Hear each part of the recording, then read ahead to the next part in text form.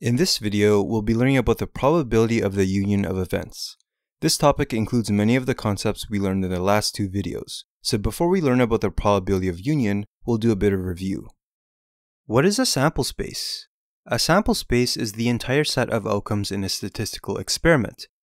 So if I were to roll a 6-sided dice, we know that there are 6 different outcomes. You can get either a 1, a 2, a 3, a 4, a 5, or a 6. This would be the sample space for rolling one dice. Now if I were to roll 2 6-sided dices, what would be the sample space? Since we are rolling 2 dices, we will have 6 times 6 for a total of 36 possible outcomes. These outcomes can be visualized as follows. There are many outcomes we can get. For example, we can roll a 3 and a 5, or we can roll 2 6s. All of these outcomes make up the sample space for rolling 2 dices, and there are a total of 36 possible outcomes in this sample space. Next, we'll review simple probability. Probability is the chance that an event will occur, and it's equal to the total number of favorable outcomes divided by the total number of possible outcomes. So we are essentially dividing by the total number of outcomes in the sample space. So if I were to roll 2 6-sided dices, what is the probability of rolling 2 4s? Let's use the formula. The total number of favorable outcomes in this case is 1, because the only outcome we care about is rolling 2 4s. And if we look at the sample space, we see that there are a total of 36 possible outcomes in the sample space. As a result, the probability of rolling 2 4s is equal to 1 over 36. To help me illustrate the probability of the union of events, let's do some more review questions. What is the probability of rolling 2 even numbers? To solve this question, all we have to do is look at the sample space and highlight all the outcomes that have 2 even numbers. We see that there are a total of 9 outcomes that satisfy this question, so the probability of rolling 2 even numbers is just equal to 9 over 36. What is the probability of rolling at least 1 2? To solve this question, again, all we have to do is look at the sample space and highlight the outcomes that have at least 1 2. We see that there are a total of 11 outcomes that follow this criteria. As a result, the probability of getting at least 1 2 is equal to 11 over 36. What is the probability of rolling 2 6s? From the previous video, we know that we can use the independent events formula, where the probability of A and B is equal to the probability of A times the probability of B. The probability of rolling 1 6 is 1 over 6, so the probability of rolling 2 6s is equal to 1 over 6 times 1 over 6, which is equal to 1 over 36.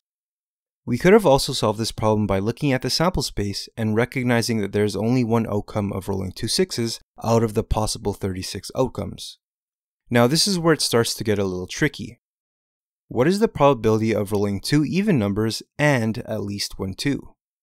A common mistake in solving this problem is by using the independent events formula. You simply cannot multiply 9 over 36 by 11 over 36 because they include outcomes that the question does not ask for, so it would be incorrect. The best way to solve this problem is by using the sample space. These are the outcomes of getting even dices, and these are the outcomes for getting at least 1 2. Where these two events overlap is called the intersection of events, and it is what we are looking for. We can see that both of these events overlap 5 different times, so this means that there are a total of 5 different outcomes. As a result, the probability of rolling 2 even numbers and at least 1 2 is equal to 5 over 36.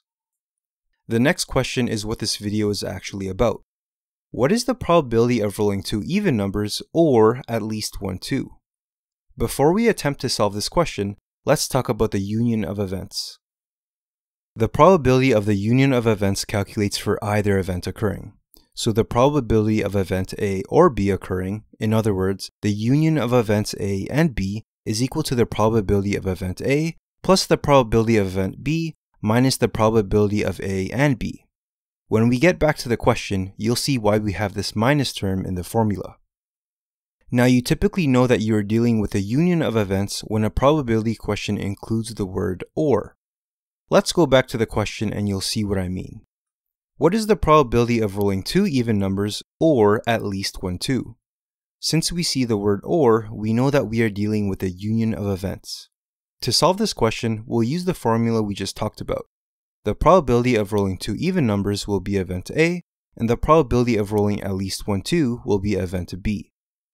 From the previous questions we've done, we know that the probability of rolling two even numbers is equal to 9 over 36, and the probability of rolling at least one 2 is equal to 11 over 36. Now all we have to do is subtract the probability of both of these events happening together, so we will subtract 5 over 36. As a result, we get an answer of 15 over 36, or 0.4167. Another way to visualize this formula is by using a Venn diagram. The box around the Venn diagram represents the sample space, which contains all of the possible outcomes. Since it contains all the outcomes, we can say that it has a total area of 1 or 100%. These were the outcomes of rolling two even numbers, and we determined that the probability of getting at least one of these outcomes is equal to 9 over 36, or 0.25. In other words, these outcomes take up an area of 25% from the entire sample space. These were the outcomes of rolling at least one 2. The probability of getting at least one of these outcomes is equal to 11 over 36, or 0.3056. As a result, we can say that this green circle takes up about 31% of the sample space. Notice how both of these circles share similar outcomes. In fact, these are duplicate outcomes. A proper sample space does not include the same outcome twice.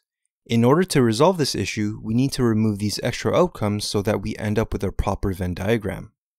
When we look at the formula for the union of events, the minus term exists in the formula because we want to get rid of these duplicate outcomes. In other words, we are essentially removing the extra copy of the probability of events A and B happening together. Now to finish with our example. The probability of rolling two even numbers is equal to 9 over 36, or 0.25. The probability of rolling at least one 2 when rolling two dice is equal to 11 over 36, or 0.3055. The probability of rolling two even numbers and at least one 2 is equal to 5 over 36, or 0.1389.